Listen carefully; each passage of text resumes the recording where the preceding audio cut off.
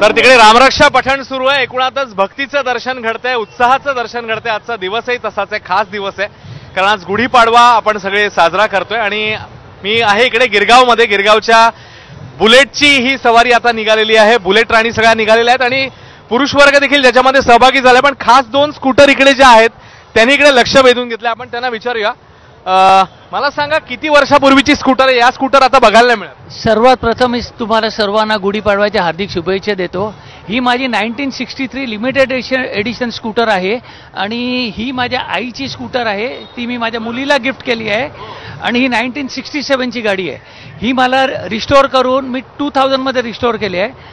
24 वर्ष झाली आणि हिला रिस्टोर करून 18 वर्ष झाली आहेत। 50-60 वर्षापूर्वीची ही वाहनं आहेत। आज बुलेटवर अनेक मंडळी सवार आहेत, पण ही खास स्कूटर निवडली आजच्या सवारीसाठी। कारण आपण जसं म्हणतो की गुढीपाडवा हा पारंपरिक आणि आपल्याशी खूप असं जवळचं नातं आहे। तर ही स्कूटर जी आहे ती माझ्या आजीची आहे आणि आपण जसं म्हणतो की परंपरा कोणीतरी पुढे नेली पाहिजे, तशी मी ही परंपरा तिची पुढे नेतीये। तर परंपरा पुढे नेण्यासाठी ही सगळी मंडळी जी आहेत ती सज्ज झालेली आहेत। वेगवेगळ्या वयोगटातली आहेत। जसं मी म्हटलं इकडे लहान मुलगा देखील आपल्याला दिसत आहेत। नंतर त्यांनी सांगितलं की त्यांच्या आईने त्यांना दिलेली जी गिफ्ट दिलेली होती ती त्यांच्या मुलीला त्यांनी दिलेली आहे स्कूटर। अनेक वयोगटातली मंडळी आहेत। उत्साह तोच आहे, वयोगट वेगवेगळे असले तरी। आणि इकडे आपण आणखी काही मंडळींशी बोलणार आहोत, पण तत्पूर्वी हास्य जत्रेची टीम देखील